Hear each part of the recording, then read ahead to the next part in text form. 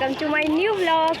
আর তোমাদের সবাইকে জানাই হ্যাপি হোলি। তো আজকে আমরা চলে এসেছি মায়াপুরে। দেখো তো রোদের মধ্যে ঘুরছি, দারুণ মজা লাগছে রোদের মধ্যে ঘুরতে। তো চলো তোমরা দেখতে থাকো। আমাদের জন্য টোটো দাঁড়িয়ে আছে আর আমার দিদির এখনও খোঁজ নেই।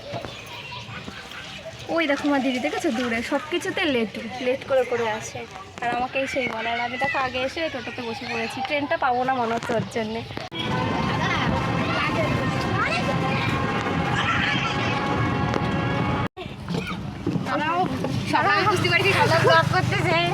বলবি তো বন্ধুরা, আমরা এখন চলে এসেছি বাতকুল্লা স্টেশনে। ওই যে আমার দুটো দিদি আর ওই যে বান্ধবী পেছনে আসছে, আর ট্রেনটাও হচ্ছে ঢুকে গেছে, ওই জন্য আমরা একটু তাড়াতাড়ি করে হাঁটছি। তো চলো আমরা ব্লগটা দেখতে থাকো। এটা হচ্ছে জালালখালি হল্ট। ওই যে জালালখালি হল্ট, এখানে ট্রেন মূলত দাঁড়ায় না, তো আজকে দাঁড়ালো। এই ট্রেনটা মনে হয় দাঁড়ায় না, বল।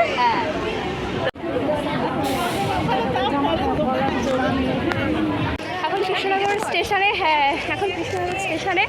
তো এখন আমরা অটো ধরবো, অটোতে করে সোজা যাবো মায়াপুর, আর তোমাদের সাথে সেখানেই দেখা হচ্ছে। তো চলো দেখতে থাকো।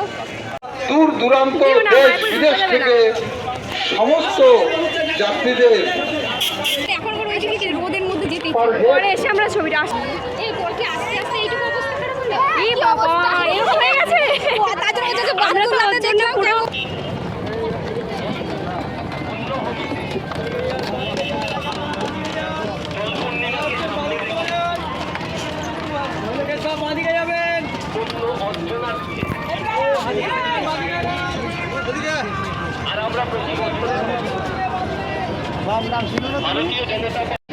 অসাধারণ লাগছে পুরো আজকের ভিউটা। আর এত ভিড় আজকে মায়াপুরে ধারণার বাইরে। দেখো তোমরা জাস্ট একবার, এত ভিড় করিস না, তোর বলবেন বাড়ি চলে আসবো। আর এর অবস্থা দেখো, এর নাম যেন ভুলে গেলাম। এর অবস্থাটা দেখো আসতে গিয়ে কিছুই হয়নি, সামান্য।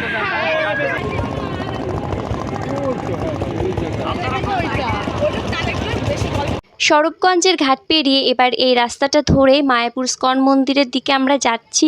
রাস্তা দিয়ে যেতে যেতে এই যে লাইনটা দেখতে পাচ্ছ, এটা হচ্ছে প্রসাদের লাইন।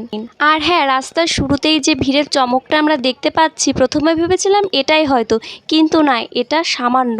সামনে কিন্তু আরও চমক দেখতে পাবো। মানে ভিড়ের ঠাসা, কোথাও পা ফেলার জায়গা ছিল না আজকের দিনটাতে। তো তোমরা দেখতেই পাবে, মানে এরকম ভিড়। তো এত রাস্তা পেরিয়ে ওই যে স্কন মন্দিরটা দেখতে পেয়েছি। তো ভাবছি কখন রাস্তাটা শেষ হবে। টোটো তো পুরোটাই নো এন্ট্রি করে দিয়েছে। তো তোমরা শুধু ভিড়ের চমকটা দেখতে থাকো।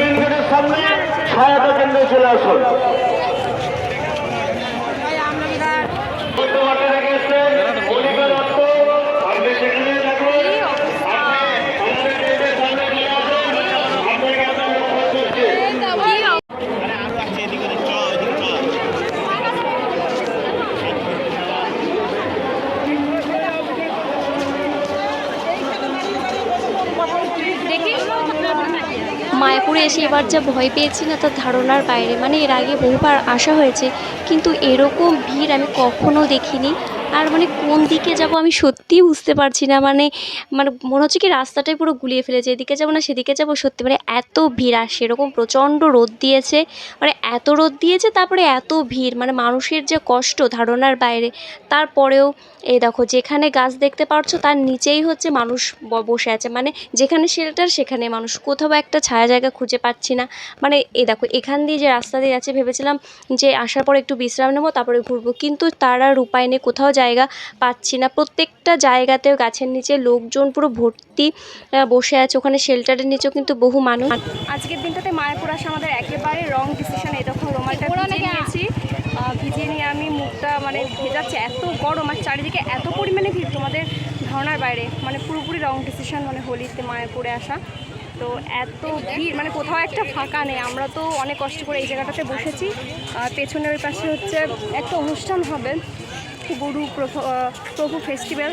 তো এখানে একটা মানে অনুষ্ঠানের জায়গা করা, ওখানেও মানুষ রেস্ট করছে। তোমরা এই দিকটা দেখলে দেখবে, মানে যেখানে গাছ যেখানে ছায়া সেখানেই মানুষ। এরকম একটা, আমার পুরো রাস্তার মধ্যে বসে আছে, তোমরা দেখো।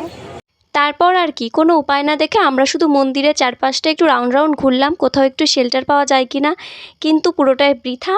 কোথাও একটু বসার জায়গা পেলাম না, তারপরে ভাবলাম একটু ছবি টবি তুলে নিই। তো এই যে দিদিরা ছবি তুলছে, আমরাও দু একটা তুললাম, কিন্তু সেগুলো খুবই বাজে এসেছিলো, কারণ রোদের মধ্যে দাঁড়ানো যাচ্ছিলো না, তো ছবি চোখ এদিক ওদিক ব্যাকা ট্যাকা হয়ে যাচ্ছিলো। তো যাই হোক, তো চারিদিকটা কিন্তু খুবই সুন্দর লাগছিল, রোদ হলেও ফুল গাছে ভরা ছিল, মানে ফুল ফুটেছিল, মানে খুবই সুন্দর লাগছিল পরিবেশটার। এখানের ভিড়টা তোমরা শুধু একবার দেখতে থাকো। তো এখানেও প্রচুর ভিড় ছিল, আর সামনে ভেতরে যে মন্দিরটার মধ্যে কিন্তু খুব সুন্দর গান হচ্ছিল, সেখানে ঢোকার পরিস্থিতি ছিল না। আর এই গাছটা না আমার পার্সোনালি খুবই সুন্দর লেগেছে, এত সুন্দর সাজানো, রাতের বেলা লাইটস অন করলে গাছটাকে আরও বেশি সুন্দর লাগবে দেখতে। হরে রাম রাম রাম হরে হরে কৃষ্ণ হরে কৃষ্ণ কৃষ্ণ কৃষ্ণ হরে হরে হরে রাম হরে রাম। তারপর দেখো এই দোকানগুলিতে চলে এসেছিলাম কোনো কিছু কেনা যায় কিনা, তো তার জন্য কিন্তু এত বেশি দাম চাইছিল যে আমরা কিছু এখান থেকে কিনে নিই। যদিও বা জানতাম যে এই সমস্ত জায়গায় জিনিসপত্রের দাম একটু বেশি হয়, তারপরও আজকে একটু অকেশনের দিন ছিল। আর এই ড্রেসটা না মানে খুবই সুন্দর লাগছিল, যার দাম ছিল 1700 টাকা, ব্যাগে থাকে না 500 টাকা, আর ড্রেস কিনবো 1700 টাকা, ইয়ে মেয়েরা অকাত কি বাহার দি। তো তারপরে দেখো আমি জল ভরে নিচ্ছিলাম, আর মুখটা দেখেছো লাল, পুরো লাল হয়ে কালো কুচকুচে লাগছিল। তো আমি রুমাল দিয়ে বারবার মুখটা মুছছিলাম, অত্যন্ত গরম লাগছিল, মুখটা পুরো ঘেমে লাল হয়ে গেছিলো, সরি কালো কুচকুচে হয়ে গেছিলো। তারপরে দেখতে পাচ্ছ এই যে ভিড়, আর এটা হচ্ছে হরেকৃষ্ণ বললেই প্রসাদ দেয় সেই লাইনটা, এখানে না পুরো মারামারি শুরু হয়ে গেছিলো, আর বারবার করে অ্যানাউন্সমেন্ট করছিল যে বাচ্চা হারিয়ে যাচ্ছে, কারোর বউ খুঁজে পাচ্ছে না, মানে এত বেশি অ্যানাউন্সমেন্ট করছিল। আর এবারে না বহু বছর পরে মায়াপুরে রংদোলে হাজার হাজার মানুষের আগমন ঘটেছে। ঠিক এরকমভাবে মানে প্রতি সেকেন্ডে মানুষ বেরোচ্ছে, আর প্রতি সেকেন্ডে মানুষের আগমন ঘটছে মায়াপুরে, মানে হাজার তো কম হবে, লক্ষ লক্ষ মানুষের আগমন ঘটেছে এবছরের রংদোলে। তো তারপরে এই যে কিছু আচার কিনে নিলাম, তারপরে বাড়ির পথে রওনা দিলাম। তো বন্ধুরা তোমরা বুঝতেই পারছো দেখে আমার হালাত কি। তো আজকের দিনটা এইভাবে ঘুরে ঘুরে ভবঘুরের মতো কেটে গেল মায়াপুরে, তবুও দিনটা খুব সুন্দর গেল। এই দেখো লোকেশনটা কিন্তু অসাধারণ একটা জায়গায় এসেছি, কিন্তু এত ক্লান্ত যে এখানকার ভিডিও শ্যুট করতে পারিনি। নেক্সট টাইম আসবো, ভিডিও শ্যুট করবো, তোমাদের সাথে শেয়ার করব।